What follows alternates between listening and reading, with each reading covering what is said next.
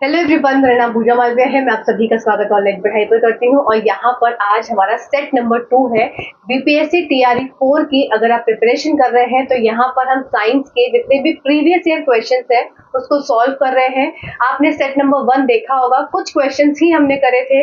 आप लोगों को ये सेशंस कैसे लग रहे हैं जरूर बताइए, जिससे कि इसके जो नंबर ऑफ क्वेश्चंस है वो मैं बढ़ा पाऊँ और आपको बहुत सारे क्वेश्चन करा पाऊँ। थ्योरी के लिए अगर आपको चाहिए कि आपको थ्योरीज की प्रिपेयर करनी है तो ऑलरेडी चैनल पे अपलोडेड है बीपीएससी टीआरई 3 के। आप जाएंगे उसमें प्लेलिस्ट में तो वहां पर आपको काफी सेशंस मिल जाएंगे, जिसमें कि साइंस का मोस्टली क्या पूरा ही मैंने कवर कराया है।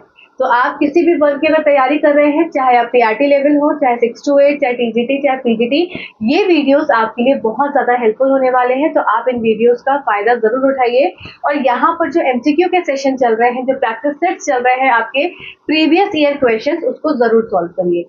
साथ ही साथ आप चाहेंगे तो एनसीईआरटी के अन्य क्वेश्चंस भी हम इसके साथ साथ करते रहेंगे। आपका जैसा इन्वॉल्वमेंट रहेगा, चीजें वहां उस तरीके से यहाँ पर बढ़ती चली जाएंगी। चलिए, आज के इस सेशन में सेट नंबर 2 है हमारा, जिसमें कि और आगे के क्वेश्चन हम सॉल्व करेंगे। यहाँ पर क्या आपका प्रोसेस रहता है क्वेश्चन सॉल्यूशन का, कि क्वेश्चन रहता है, फिर उसके साथ जितना भी रिलेटेड कंटेंट रहता है वो मैं आपको पीपीटी के माध्यम से एक्सप्लेन करती हूँ। तो एक पूरा क्वेश्चन उसके साथ से रिलेटेड कंटेंट आपका प्रिपेयर होता चलता है। आपको सेशंस कैसे रखते हैं जरूर बताया करिए। चलिए सीधा स्क्रीन पर चलते हैं, बिना किसी के समय को बर्बाद करे। कोई फर्स्ट टाइम विजिट कर रहा है, चैनल को सब्सक्राइब कर देना। यहाँ पर डेली सेशंस चलते हैं। अब देखो, आपका बीपीएससी का जो एग्जाम है उसके यहाँ पर सेशन चल रहे हैं मंडे, फ्राइडे और वेडनेसडे और फ्राइडे। तो आपका सेशन आपको देखने को मिलेगा वेडनेसडे और फ्राइडे। यहाँ पे बहुत लोगों का डाउट आ रहा है कि ये क्या बीपीएससी की क्लासेस बंद हो गई हैं। तो नहीं, बीपीएससी क्लासेस बंद नहीं हुई है, बिल्कुल भी डाउट में मत रहना। मंडे, वेडनेसडे, फ्राइडे हम ये पेपर को सॉल्व करेंगे। बचे हुए जो दिन रहेंगे आपको केवीएस का टारगेट्स मिलता है, वो तो आपको डेली बेसिस पे मिलेगा, पर जो एक्स्ट्रा चीजें रहेंगी मेरे पास वो मैं आपको कराती रहूंगी। वीकली आपको एंगेज रखूंगी आपकी पढ़ाई में। आप बस पढ़ते रहिए किसी भी तरह से। अगर आप केवीएस की भी प्रिपरेशन कर रहे हैं तो केवीएस की प्रिपरेशन के लिए भी यहाँ पर आप जुड़ सकते हैं। केवीएस का 90 डे का प्लान जो है वो स्टार्ट हो चुका है। आप उसमें ज्वाइन हो जाइए, फ्री ऑफ कॉस्ट है। सारा सोर्स रिसोर्स, कहाँ से पढ़ना है, क्या करना है, हर चीज पर आपको प्लान के हिसाब से करना होगा, जिससे कि आपकी तैयारी 3 महीने में पूरी कंप्लीट हो जाए। तो चलो, आज के इस बीपीएससी के जो प्रीवियस ईयर क्वेश्चन है उसको सॉल्व करो और कितने आपके ठीक होते हैं आप खुद को इवेल्युएट करो। साथ साथ उसका कंटेंट भी देखो कि क्या चीज और एक्स्ट्रा है जो कि आपको पता होनी जरूरी है। चलो सीधा सेशन की तरफ अब चलिए तो स्टार्ट करते हैं। आज का पहला question, what is the chemical name of vitamin B12? देखो, ये जो इस टाइप के क्वेश्चन है ना, ये बहुत ही फेवरेट क्वेश्चंस में से हैं किसी भी एग्जाम के लिए, चाहे वो आपका जनरल साइंस का पेपर हो, चाहे आपका मेन सब्जेक्टिव वाला पेपर हो। जितने भी केमिकल नेम्स है आपको इसको बहुत अच्छे से याद कर लेना है। कई तरह के निमोनिक्स लोगों ने बताए हैं, तो यहाँ पर कुछ जो तरीका है मैं आपको समझाऊंगी। और इस तरह से केमिकल नेम्स जैसे विटामिन B12 का है, या विटामिन A का है, विटामिन D का है, विटामिन E का है, ये सब बहुत ज्यादा पूछे जाते हैं। तो यहाँ पर विटामिन B12 का आपका रासायनिक नाम क्या हो जाएगा? ये आपका कोबैलेमिन है। ठीक है। अच्छा, साथ ही साथ एक और इम्पोर्टेंट बात है, अगर मैं आपसे कोई क्वेश्चन पूछती हूँ कि आप अपना कमेंट सेक्शन में कमेंट करके बताएंगे टाइम स्लॉट को देखकर कि इस टाइम पर ये क्वेश्चन पूछा गया था, तो आपको उसका आंसर बताना होता है। आप ऐसा करेंगे तो आप खुद सोचिए कि आप पार्टिसिपेट कर रहे हैं। दूसरी चीज कि आप इन्वॉल्व हो रहे हैं, तो इससे क्या रहेगा, मेरे लिए भी अच्छा रहेगा, आपके लिए भी अच्छा रहेगा कि आपकी चीजें क्या रहेंगी, वो दिमाग में बैठती चलेंगी। ठीक है। चलो, और इसके बाद हम इसके सारे विटामिन के जो इम्पोर्टेंट चीजें हैं वो यहाँ पर जान लेते हैं। जैसे विटामिन में 2 तरह के विटामिन होते हैं, एक तो जो आपके पानी में घुलनशील होते हैं और एक आपके जो वसा में घुलनशील होते हैं। 2 तरह के विटामिन होते हैं। पानी में घुलनशील जो विटामिन होते हैं ये आपके मेन बी कॉम्प्लेक्स होते हैं और विटामिन सी होता है। साथ इसलिए यहाँ बोला जाता है कि विटामिन सी को अगर गर्म पानी में इसको उबाला जाए तो ये इसकी विटामिन की जो प्रॉपर्टी है वो क्या हो जाती है, उसका नाश हो जाता है। ठीक है। अब यहाँ पर बात हो जाती है फैट सोल्यूबल जो वसा में घुलनशील विटामिन है। Vitamin A, D, E, K, इसको याद करने का तरीका क्या हो गया, KEDA। ये आपका विटामिन फैट सोल्यूबल है। कीड़ा जो है वो किसमें घुलनशील है, आपके वसा में घुलनशील है। ठीक है। अच्छा, बी कॉम्प्लेक्सेस में क्या आ जाते हैं, आपके विटामिन B1, B2, B3 इस तरह से आपके आ जाते हैं। वेरी इंपॉर्टेंट यहाँ पर चीजें आपके लिए हैं, जैसे विटामिन A का नाम क्या हो जाएगा, रेटिनॉल। विटामिन D का क्या नाम हो जाएगा, कैल्सीफेरॉल, या कभी कभी इसको कोलो कैल्सीफेरॉल के नाम से भी जाना जाता है। विटामिन E का नाम क्या हो जाएगा, टोकोफेरॉल। विटामिन के का नाम क्या हो जाएगा? अब आपका यहाँ पर एक क्वेश्चन है होमवर्क का कि आप मुझे विटामिन के का रासायनिक नाम मुझे बताएंगे। ठीक है, this is your homework and I need answers from each and every where of this video. Vitamin K का रासायनिक नाम आपको आता होगा, आप मुझे बताएंगे। ठीक है, विटामिन सी का आपका हो गया एस्कॉर्बिक एसिड। ऐसे ही यहाँ पर विटामिन बी 1 का थायमिन है, विटामिन बी 2 का राइबोफ्लेविन है, बी 3 का नायसिन है, बी 9 का फॉलिक एसिड और बी 12 का साइनोकोबैलामिन। ठीक है, तो ये आपके रासायनिक गुण और सॉरी रासायनिक आपके नाम और उनके विटामिन को तो इस तरह से आपको यहाँ पर याद रखना है। इसकी आपको क्लास 8 में एक टेबल भी है जो कि इम्पोर्टेंट है आपकी, इसमें मैंने ऐड नहीं की है, किसी और क्वेश्चन में मैं ऐड कर दूंगी। उसमें आपका क्या है, जैसे विटामिन ए आपका क्या हो जाएगा, रेटिनॉल। अब ये क्या करता है, कॉज करता है डिफिशियंसी आपकी नाइट ब्लाइंडनेस। इसी तरह से आपका विटामिन डी कौन सा कॉज करता है, तो इस तरह से डिफरेंट डिफरेंट डिजीजेस प्लस उसके केमिकल नेम्स विटामिन के वो भी इंपॉर्टेंट है, वो मैं आपको नेक्स्ट क्वेश्चन आएगा उसमें ऐड कर दूंगी। ठीक है ना, आपको ये सेशंस कैसे लगते हैं जरूर बताया करिए, बहुत इंपॉर्टेंट हो जाता है आगे चीजों को बनाने में, बेहतर करने में। ठीक, चलो, which of the following is an acid base indicator. अब देखो सूचक से प्रश्न कई बार पूछे जाते हैं। एसिड बेस एंड सॉल्ट्स का चैप्टर मैंने आपको कई बार एक्सप्लेन किया है, आप जाइए टल की प्लेलिस्ट को विजिट करिए और चीजों को समझते रहिए। अब देखो जैसे क्या हो गया, एसिड बेस इंडिकेटर की तरह कौन हो जाएगा, देखो विनेगर क्या हो गया, ये आपको एक तरह से एसिड हो गया। बेकिंग सोडा क्या हो गया, ये आपको एक तरह से क्या हो गया, बेस हो गया। ठीक है, क्षार और आपका अम्ल की बात हो रही है। टर्मरिक, टर्मरिक क्या है, एक तरह से ये हमारा सूचक की तरह काम करता है। ठीक, एसिड रहेगा और बेस रहेगा। ठीक है, खुद ही सोचो, अगर एक रुमाल है मेरे पास, इसके ऊपर दाग लग गया हल्दी का। ठीक है, हल्दी का दाग लग गया, अब हल्दी का दाग लग गया, इसके ऊपर जब एक डिटर्जेंट को इस पे लगाते हैं तो ये कन्वर्ट किस में हो जाता है, हल्दी का पीला दाग किस में बदल जाता है, ये आपका लाल में बदल जाता है, रेड कलर में बदल जाता है। इसका मतलब यहाँ पे ये समझा जा सकता है कि डिटर्जेंट क्या है, डिटर्जेंट आपका बेस है। इस बेस, इस क्षार के लगने से जो पीला रंग था वो लाल में कन्वर्ट हो गया। तो हम ये समझ सकते हैं, इंटर्न हम ये बोल सकते हैं कि जब भी अगर येलो, टर्मरिक का कलर क्या होता है, टर्मरिक आपका हल्दी का कलर होता है येलो, तो येलो कलर की हल्दी का कलर रेड में कन्वर्ट हो जाता है जब इस पर कोई भी बेस डलता है। ठीक है ना, अगर इसमें मैंने इसी जगह पर एसिड डाला होता तो येलो का ये येलो ही रहता। ठीक है, तो ये एक तरह से इंडिकेटर्स हो गए। इसमें कई तरह के इंडिकेटर्स हैं जो कि हमने पढ़े हैं कई बार, जैसे क्वेश्चंस आपके एग्जाम वाले आते जाएंगे मैं आपको सारे इंडिकेटर्स बताती जाऊंगी। अच्छा, यहाँ पर कुछ इंडिकेटर्स के नाम यहाँ पर मैंने देखो ऐड करा हुआ है, जैसे कि आपका इंपॉर्टेंट क्या हो जाता है, देखो फिनोप्थलीन बहुत इंपॉर्टेंट है, कई बार एग्जाम में पूछा गया है। टर्मरिक वाला हो गया, हमने देख लिया। ठीक है, ये फिनोप्थलीन और टर्मरिक ये इंपॉर्टेंट है इस वाले स्लाइड के हिसाब से। ठीक है ना, रेड कैबेज वाला क्या हो सकता है, आप ये बोल सकते हैं रेड कैबेज वाटर या रेड अनियन। अनियन का छोड़ दो, कैबेज का देखो, तो कैबेज में रेड पिंक कलर का हो जाता है और पर्पलिश कलर का, देखो एक जो न्यूट्रल सॉल्यूशन है वो पर्पलिश कलर का है, जब उसमें एसिड डलता है तो क्या हो जाता है, वो पिंकिश कलर में, आपका रेडिश कलर में कन्वर्ट हो जाता है, ये यहाँ पर बताया गया है। आइए नेक्स्ट क्वेश्चन की तरफ चलते हैं। When the soil is too basic, plants do not grow in it. To improve the quality, what must be added to the soil? जब मिट्टी अत्यधिक क्षारीय हो जाती है तो उसमें पौधे नहीं उगते। गुणवत्ता के सुधार के लिए मिट्टी में क्या मिलाना चाहिए? तो देखिए, सबसे पहली बात है, जब भी सॉइल क्या हो जा रही है, बेसिक बहुत ज्यादा क्षारीय हो जा रही है, तो उसमें क्या होगा, उसको न्यूट्रलाइज करने के लिए एसिड मिलाया जाता है। अब ये क्या हो गई, एक तरह से यहाँ पर उदासीकरण रिएक्शन की, अभिक्रिया की आपकी बात यहाँ पर हो रही है। मैं किसकी अभिक्रिया की बात कर रही हूँ, उदासीकरण अभिक्रिया। ठीक है, ये उदासीकरण अभिक्रिया मतलब कि ये क्या हो जाएगा, neutralization reaction, very important reaction, और कई बार आपके बीपीएससी पेपर में पूछी गई है। इसमें क्या होता है कि एसिड की रिएक्शन किसके साथ हो जाती है, बेस के साथ हो जाती है, और क्या बन जाता है, सॉल्ट प्लस वाटर बन जाता है। एसिड HCl हो गया, बेस हमने मान लो NaOH ले लिया, सॉल्ट क्या बन जाएगा, Na और Cl, तो NaCl सॉल्ट बन गया प्लस आपका ये वाटर बन गया। तो ये जो रिएक्शन है ये उदासीकरण रिएक्शन कही जाती है।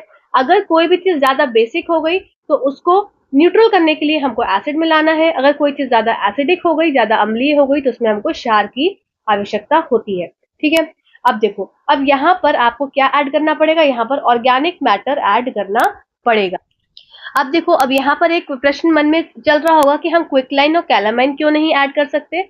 तो क्विकलाइन क्या हो जाता है आपका, क्विकलाइन आपका CaO है, कैल्शियम ऑक्साइड, ठीक है। और ये कैसा होता है, ये अल्कलाइन होता है नेचर में, मतलब ये भी कैसा होता है, क्षारीय होता है। तो क्षारीय में क्षारीय डाल देंगे तो ये भी क्या हो जाएगा, मतलब एक तरह से हम ये बोल सकते हैं कि ये भी क्या है, बेस है।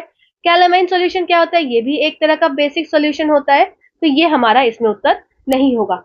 आपका आंसर क्या हो जाएगा, ऑर्गेनिक मैटर। हमको ऑर्गेनिक मैटर इसमें कार्बनिक पदार्थ को इसमें ऐड करना पड़ेगा जब सॉइल क्या हो जाएगी, बहुत ज्यादा बेसिक रहेगी।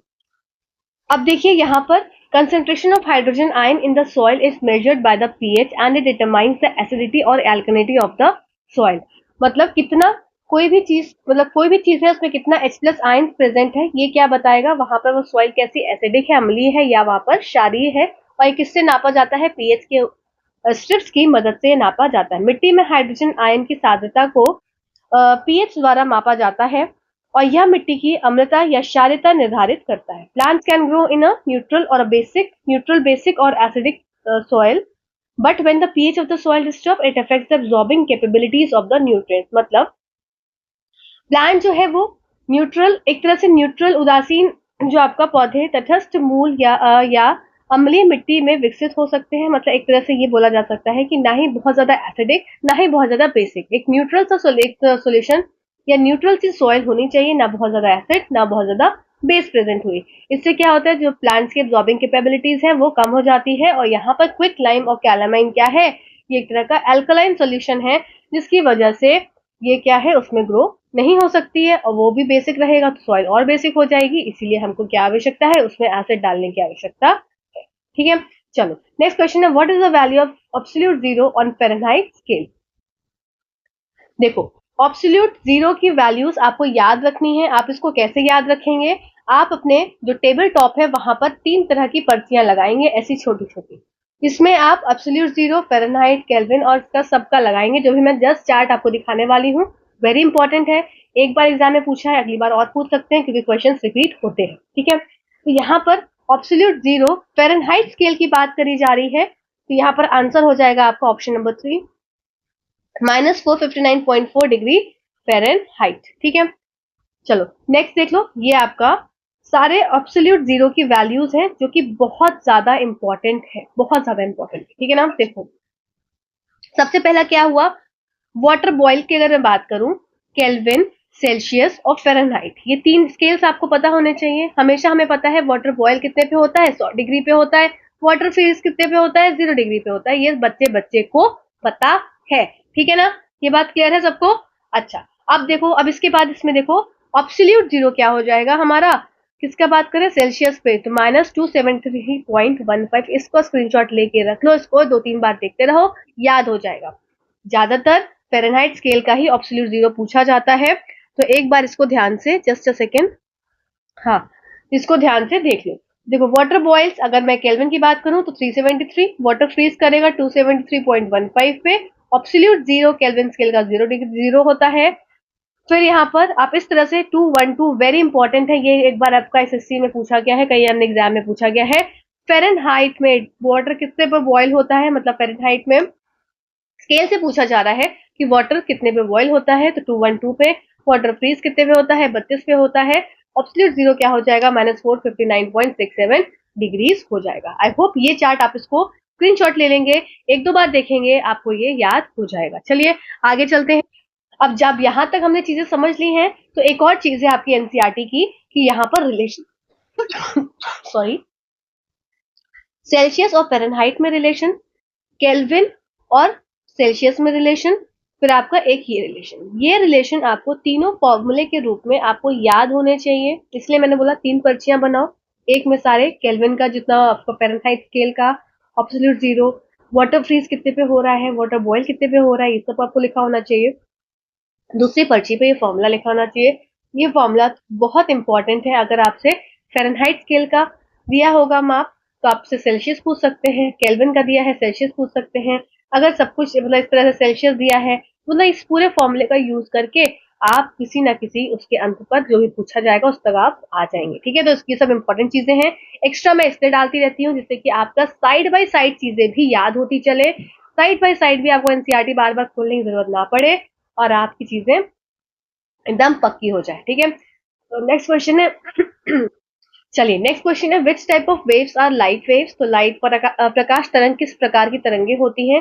क्या ये ट्रांसवर्स होती हैं, इलेक्ट्रोमैग्नेटिक होती हैं, लॉन्गिट्यूडनल होती हैं, more than one of the above या नन ऑफ द अबव? तो यहाँ पर आपका उत्तर हो जाएगा more than one of the above. अब ये उत्तर क्यों हुआ? क्योंकि जो लाइट वेव्स होती है हमारी, ये ट्रांसवर्स भी होती है, अनुप्रस्थ भी होती हैं और इलेक्ट्रोमैग्नेटिक भी होती हैं, विद्युतीय चुंबकीय भी होती हैं। तो ट्रांसवर्स प्लस इलेक्ट्रोमैग्नेटिक वेव्स हमारी कैसी हो जाती हैं? लाइट वेव्स हो जाती हैं। इसीलिए इसका आंसर हमारा more than one of the above हो जाएगा। अब देखो, ट्रांसवर्स वेव है, इस तरीके से मूवमेंट रहेगा, और लॉन्गिट्यूडनल है तो इस तरीके से आगे पीछे वाला मूवमेंट होगा। इसीलिए यहाँ पर लाइट वेव कैसी वेव है? ट्रांसवर्स इलेक्ट्रोमैग्नेटिक वेव होती है। ठीक है, दोनों तरह से इसमें मूवमेंट देखा जाता है। अब देख लेते हैं, यहाँ पर दो तरीके की मैकेनिकल वेव्स पाई जाती हैं, लॉन्गिट्यूडनल और ट्रांसवर्स। लॉन्गिट्यूडनल वेव्स आपको देखो यहाँ पर इंपॉर्टेंट चीजें हैं जो कि आपके लिए इंपॉर्टेंट है, जैसे कि लॉन्गिट्यूडनल वेव में आपका sound wave, long just a second, तो क्या हो गया?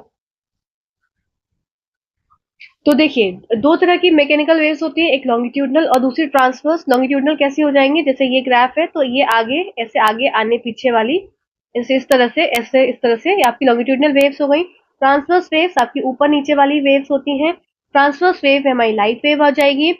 लॉन्गिट्यूडनल वेव्स में वेरी इंपॉर्टेंट, जो एग्जाम में पूछा जाता है, ये आपकी साउंड वेव्स आ जाएंगी। ठीक है, वेरी इंपॉर्टेंट है।